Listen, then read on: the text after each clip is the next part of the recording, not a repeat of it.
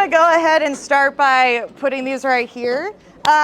Typically, whenever I talk about myself, which is one of my least favorite things to do, I start to get emotional, but I'm going to be highlighting some of the people that have impacted me while I'm here. Okay, so between today and tomorrow, we've been talking about what? What's the whole point of this summit? And that is, well, yeah, keep going, Yvonne, you're doing great. The whole point was to highlight how it's the power of the fundamentals. And we keep talking about that, and we're taking 2 days to focus on it. But I want to challenge wherever LaDrew's at. There's a fifth one that we don't talk about, and it's the why. Like, why are you here? You guys could be anywhere else. You could be with any other organization. Why Southwind? And I want you to think about your why as I start talking about mine. And Marlon, Courtney, thank you for positioning you guys where I need to be. But I'm going to talk about mine and my journey here because I didn't realize how important this place actually was to me until it was going to be taken away. Okay, glad I put those there. Okay, so I've been with this organization in some capacity for what, Josh? A really long time, 8 years, something like that. But I had the unique perspective of seeing it not being a part of the organization. I was actually a third-party vendor. And at that agency, I was just kind of somebody that was in the background, didn't really talk a lot, and was just somewhat overlooked until 2 people actually saw me and invited me to start working out of the office here. And I remember thinking, well, I don't know why the hell, I'm going to curse, but I was like, I don't know why the hell they want me to be here. I'm not doing anything, but yeah, I guess I'll go to Kansas City for a couple of days and work out of the office. And week after week after week, I remember Josh sharing a desk with him, which was probably one of the biggest crash courses on development I could have ever had, because if he didn't like something, he sure as hell told me. But I shared a desk with him and just talking with him, and I remember he kept saying, hey, so when do you want to come up here to like officially be a part of the team? And I just remember I was like, you're funny. That's never going to happen. And this happened pretty ongoing for probably, I don't know, about 2 years. And he is not somebody that I think is used to being told no whenever he's asking someone to be a part of this. But I just remember I thought he was being nice because every day at my actual job, I remember I was being told, you're shit. And because I was told that so often, I actually thought I was.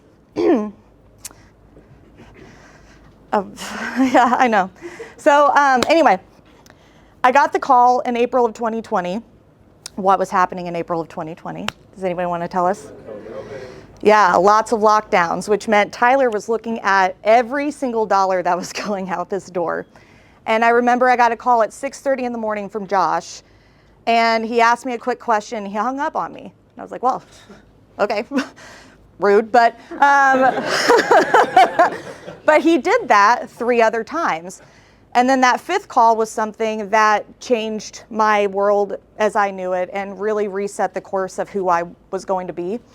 And he essentially said, hey, here's the reality of where we're at, and we're firing the agency, basically. And so something that I had been spending so much of my time was going to be ripped away from me. And he was just like, we'd love to have you be a part of it, but you know what? You're in or you're out, and either way we're going to do it. Wish you the best. And I remember I was just like, I want to be there. Like, I want to be there. I want to be a part of it. And without any hesitation, I made that decision to join here, risking a very personal relationship to me in the process. It's my mom. That's why I'm this emotional about it. So, but it ended up being the best thing I could have ever done. And the reason why it was so important to me to come here was because I felt seen and I felt a part of something. And that's because of the people that are in it. And so my why is actually all of you and all of the people that are in this organization, because you guys give me a reason to fight every day. Yeah, thanks, Yvonne. She's actually the first one I'm going to call out. You've been a lifeline to me here. And thank you for everything. I'm glad that Josh forced us to be friends, which he really did. And so I truly couldn't imagine life without you, and thank you. Jeff English. Okay, you like really blend in a crowd, I'm sorry. But like, I couldn't see you, man. But Jeff, there are not many people that I would fly to Florida for just 24 hours to see them get married. You ask me every day how I'm doing, and I know you mean it. And thank you for sometimes being the only time I hear that in a day. So thank you so much. Courtney, you are my travel buddy, my ride or die back there.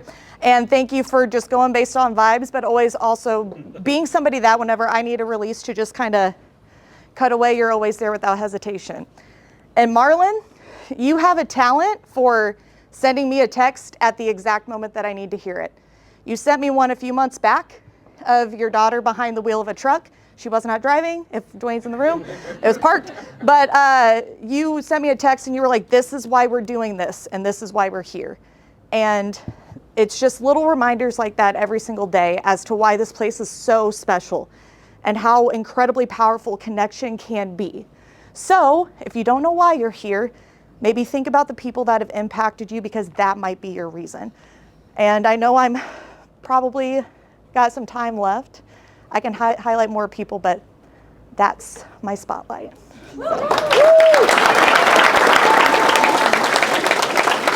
So.